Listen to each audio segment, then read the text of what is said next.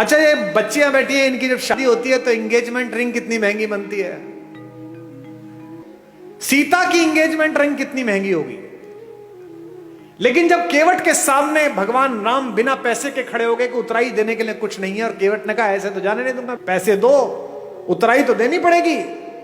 तो पति का अपमान ना हो जाए, पति यहां संकट में ना लगे, सीता ने चुपचाप अपनी अंगूठी उतारी और राम के हाथ में दे दी कि ये दे दो। गोस्वामी जी ने लिखा, पियसिय की ही जानन हारी, मुदित मगन मणि मुद्री उतारी। मणि उतार कर दे दी। ये सीता है, ये सीता सिखाई गई,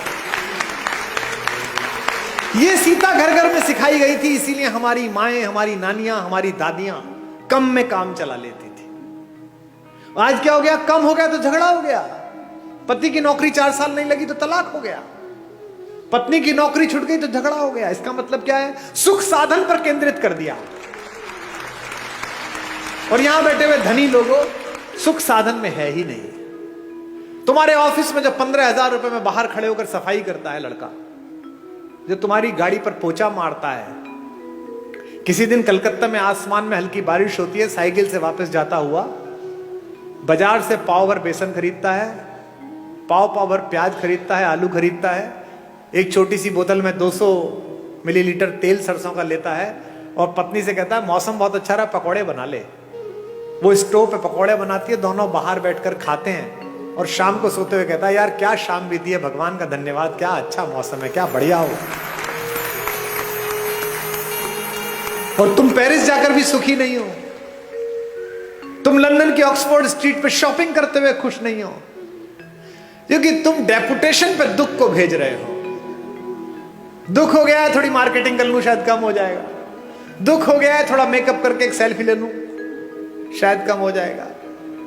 ये जो फेसबुक पर, ट्विटर पर, इंस्टाग्राम पर बहुत हंसते मुस्कुराते चेहरे हैं, इनमें से अधिकांश की जड़ें खोखली हैं। इसीलिए आत्महत्या करते हैं, इसीलिए ड्रग्स में गए हैं, इसीलिए शराब में गए हैं। ये राम की कहानी आपकी जड़ों की आत्मा में यूरिया का काम करती है, आध्यात्मिकता का।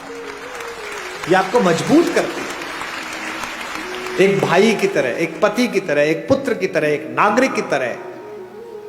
भाई भाई के संबंध, भाई बहन के संबंध। अब 2 बहनें हैं इसमें, इस कहानी में। भाई बहन का संबंध ठीक ना हो तो गड़बड़ हो सकती है। एक बहन है शूर्पणखा, जिसको अपने बदले की चिंता है, भाई के नाश हो जाने की चिंता नहीं है। मेरा बदला पूरा हो जाए बस।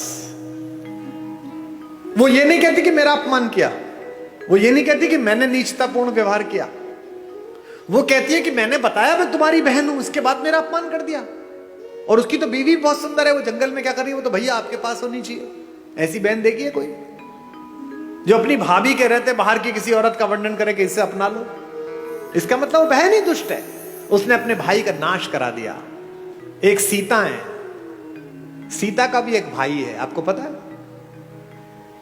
जब अशोक वाटिका में माता बैठी हुई है तो रावण आता है उनसे मिलने, रोज आता है, कहता है मेरा प्रणय प्रस्ताव स्वीकार कर ले। क्या उस तपस्वी के पीछे पड़ी रहेगी, वो तो जंगली है, मैं मार दूंगा उसे, खत्म हो जाएगा, वो कुछ नहीं कर पाएगा, तुझे ले नहीं जाएगा। माता पूरी सात्विकता के साथ बैठी है। एक दिन कहता है कि देख मेरी बात मान ले, अन्यथा मैं बलपूर्वक तुझे उठा लूंगा यहां से। तो वो जिस चटाई पर बैठी हैं, उस चटाई का एक तिनका तोड़ती हैं और तिनका तोड़कर अपने रावण के बीच रख देती हैं और कहती हैं कि तू कैसी मूर्खतापूर्ण बात करता है रे, कि तू मुझे छू लेगा? ये तिनका रखा है, इसे पार करके दिखा दे, तेरे में औकात है तो। एक वैज्ञानिक सोच वाली युवती ने मुझसे पूछा कि क्या कुमार विश्वास जी आप भी कैसी पोंगा पंडितों वाली मूर्खतापूर्ण बातों की समर्थन करते हो?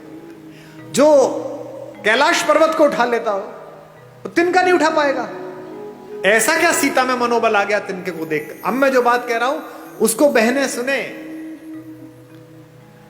एक लड़की अपने पति के साथ भी इतना सुरक्षित अनुभव नहीं करती, इतना भाई के साथ करती है। क्यों? सीता भूमि से पैदा हुई है, सीता का नाम है भूमिजा, और तिनका भूमि से पैदा हुआ है। संस्कृत में उसे कहते हैं भूमिज, वो तिनका नहीं है। वो सीता का भाई है। सीता कहती है मेरे इस भाई से निपट ले, पति से तो बाद में निपटना, वो तो बाद में आ जाएगा, पहले इस भाई से निपट। एक तृण धरकर कहती है, उसकी ओट में बैठकर कहती है वैदेही, तृण धरि ओट कहत वैदेही, तृण धरि ओट कहत वैदेही, सुमिर अवधपति परम स्नेही, तृण धरि ओट कहत वैदेही, सुनिर अवधपति। एक बात आपको बता दूं मैं, जिस दिन आपको अपने पिता की बेटी से अपनी बेटी ज्यादा अच्छी लगने लगे, उस दिन समझ लेना कि अमंगल की तीर्थ यात्रा प्रारंभ हो गई है। क्योंकि पहला संबंध तो पृथ्वी पर आपका उसी से है जो एक कोख से पैदा हुआ है। ये जो भैया दूज पर और राखी पर बहनें राखी बांधने आती हैं, हम क्या समझते हैं कि ये एक त्योहार मनाने आती है? नहीं, ये उस भाई में अपने माता पिता का मंगल ढूंढती हैं। ये जानती है कि मेरा भाई ठीक रहा तो मेरे मां बाप का बुढ़ापा ठीक कटेगा, ये समृद्ध रहा, ये शक्तिशाली रहा तो अच्छा हो जाएगा, और उसी के आशीर्वाद से तुम्हारा स्वास्थ्य चलता है। इसीलिए उस तिनके की ओट पर बैठी हुई सीता जानती है कि जब तक ये तिनका है, जब तक ये मेरा भाई है, चाहे कैसा भी हो, तिनके से ज्यादा गरीब बेचारा कौन होगा। तिनका तो बहुत ही गरीब भाई है, लेकिन फिर भी वो जानती है कि ये रक्षा करेगा। इसलिए इस पूरे पारिवारिक प्रतिष्ठान में, राम कथा में, एक एक प्रतीक शास्त्र ऐसा है जो आपको आपके पारिवारिक मूल्यों के साथ जिंदा रख सकता है।